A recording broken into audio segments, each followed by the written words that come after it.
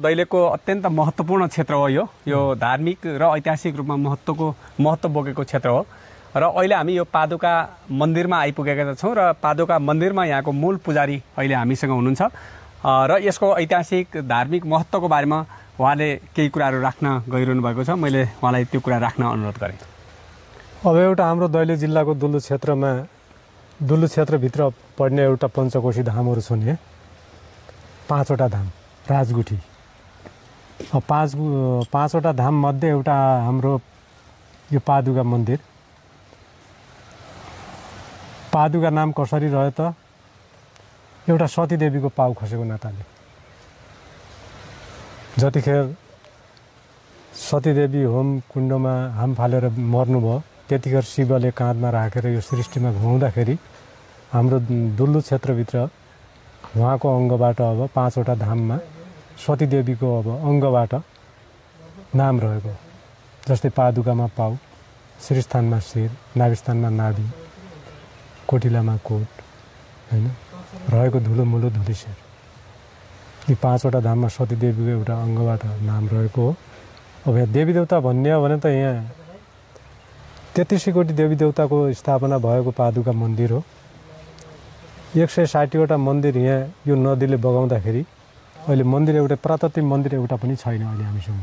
यो तल्लो क्षेत्रमा थियो होला। यो बगाएर ठुल्ठुला घरहरू, ठाँटी पौवाहरू, ज्वाला मन्दिरहरू अनि यस्तै पुरातात्विक ढुङ्गाले बनेका चिजहरू साना ठुला। अब यो त्यो 160 मध्ये हेर्नुहोस् एउटा यही बाँकी रह्यो हाम्रो अहिले यो पानी पत्थरले बनेको चिज। यति नै बाँकी छ। अरू अब सबै भग्नावेश भयो नदीले गर्दा।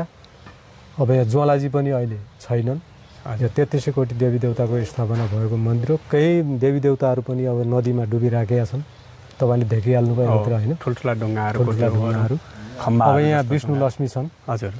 यहाँ सूर्य देवता यसमा। हजुर। अब माथि बुद्ध, पादुका। हजुर।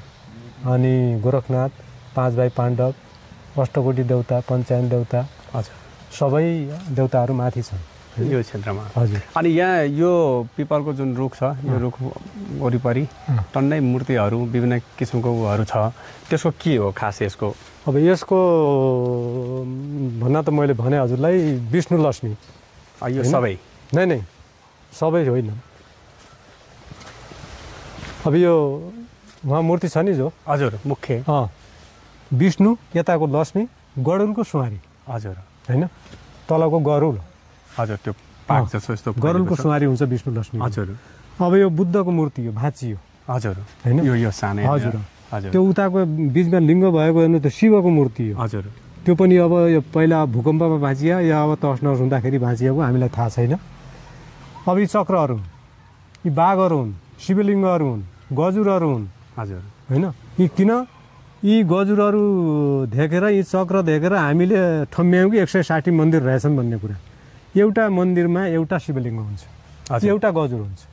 यस्तो शिवलिङ्गहरू 160वटा छ हजुर यो क्षेत्रमा। अब कयौँ नदीमा छन्, कयौँ धेरै मात्रामा हामीसँग अहिले छन्।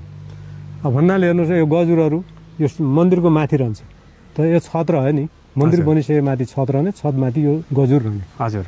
अब यो पनि छत यो। यस्ता छतहरू पनि धेरै छन् हेर्नुहोस्, ठुला पनि छन्, साना पनि छन्।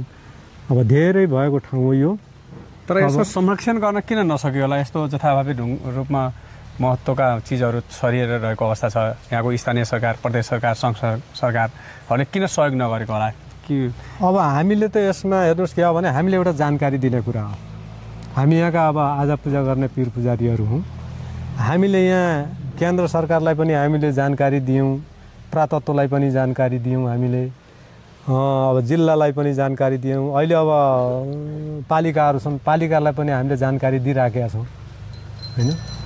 अब यहाँ नेताहरूले अब केही गर्न सकेका छैनन् अहिलेसम्म। ठुलो यहाँ सानातिना योजनाले यहाँ काम पनि छैन, ठुला गुरु योजना पाड्न पनि सकेका छैनन्।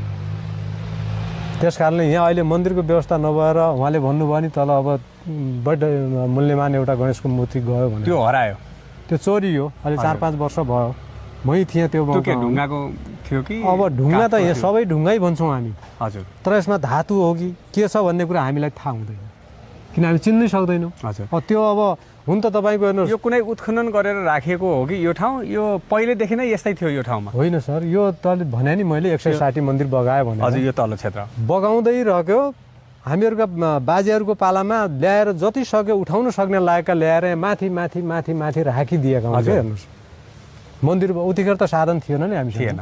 एउटा यो नदी त एउटा डोजर भइदिए पुरा हुन्थ्यो, तर साधन थिएन। हातले जति उठाउन सकेर ल्याउन सकिन्छ तिनी यहाँ ल्याइयो, उठाउन नसकेकोहरू कति बग्यो, कयौं डुबेका छन्, कयौं तल तल पुगेका छन्, गडेको अवस्थामा छ। धेरै छन्। यो धाराहरू छ नि अहिले नयाँ राम्रो धाराहरू बनाएर यो पहिल्यै थियो कि यो अहिले बनाएको? यो अहिले हजुर यो 6वटा मन्दिरमा 5वटा मन्दिरमा 5 करोड रुपियाँ बजेट हो। डुङ्गिसेर, श्रीस्थान, नाभिस्थान, पादुका, धुलीसेर 5वटा मन्दिरलाई 5 करोड बजेट थियो भने चाहिँ अहिले 6वटा मन्दिरलाई विभाजित भयो। हजुर कोटिला सहितमा कोटिला सहित एउटा ढुङ्गे धारा र एउटा टोयलेट 10 कोठा आलो टोयलेट यहाँ सम्पन्न भएको छैन, अब हुन्छ।